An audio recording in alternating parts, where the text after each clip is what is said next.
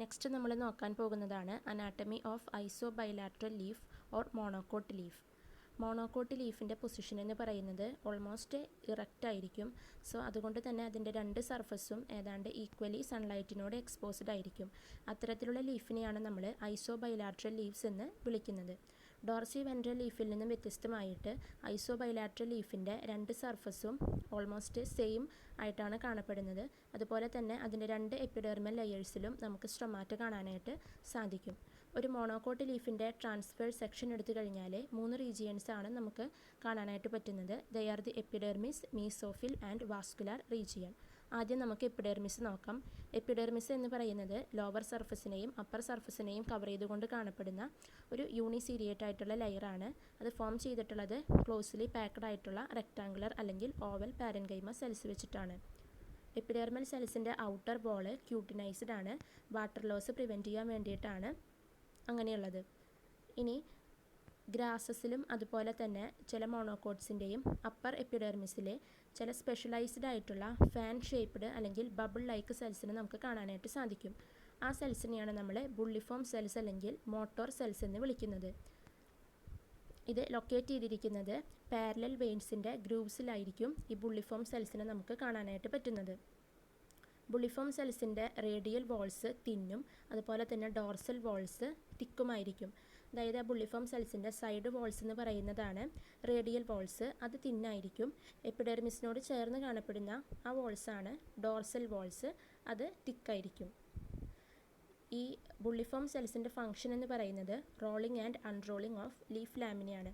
അതായത് വാട്ടർ നല്ലോണം കിട്ടുന്ന സമയത്ത് ലീഫ് ടർജിഡായിട്ട് ഇരിക്കാൻ വേണ്ടിയിട്ട് അതിൻ്റെ അൺറോളിങ്ങിന് സഹായിക്കുന്നതും അതുപോലെ തന്നെ വാട്ടർ സ്കേഴ്സിറ്റി ഉള്ള സമയത്ത് ആ ലീഫിൻ്റെ വാട്ടർ ട്രാൻസ്പിരേഷൻ റേറ്റ് കുറയ്ക്കാൻ വേണ്ടിയിട്ട് പ്ലാന്റ്സിൻ്റെ ലീവ്സ് ഒന്ന് റോൾ ചെയ്തിട്ടിരിക്കും.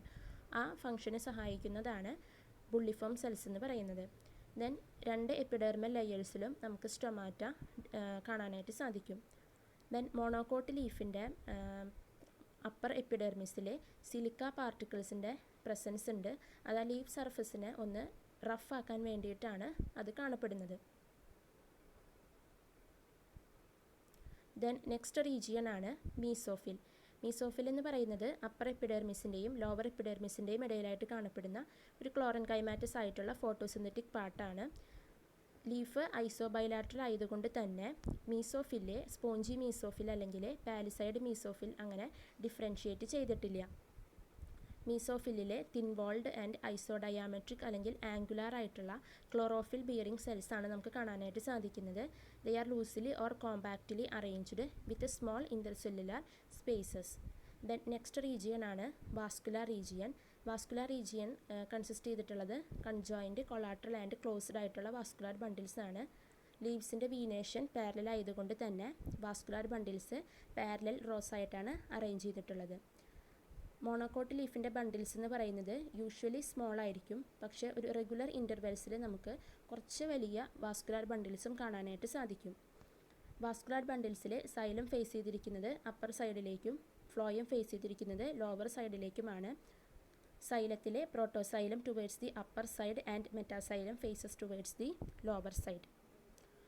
ഓരോ വാസ്കുലാർ ബണ്ടിലിനെയും കവർ ചെയ്തുകൊണ്ട് അതിനെ ഒന്ന് സ്ട്രെങ്തൻ ചെയ്യാനായിട്ട് ഒരു പാരൻകൈമാറ്റസ് ആയിട്ടുള്ള ബണ്ടിൽ ഷീറ്റ് കാണാനായിട്ട് സാധിക്കും. മോണോകോട്ട് ലീഫിലെ ഈ ബണ്ടിൽ ഷീറ്റിലെ സ്റ്റാർച്ചിൻ്റെ പ്രസൻസ് ഉണ്ട്. സൈലത്തിലെ ഉള്ള കമ്പോണൻ്റ് എന്ന് പറയുന്നത് വെസൽസും അതുപോലെ തന്നെ ഫ്ലോയത്തിലുള്ള കമ്പോണൻസ് സീവ് ട്യൂബ്സും കമ്പാനിയൻ സെൽസുമാണ്.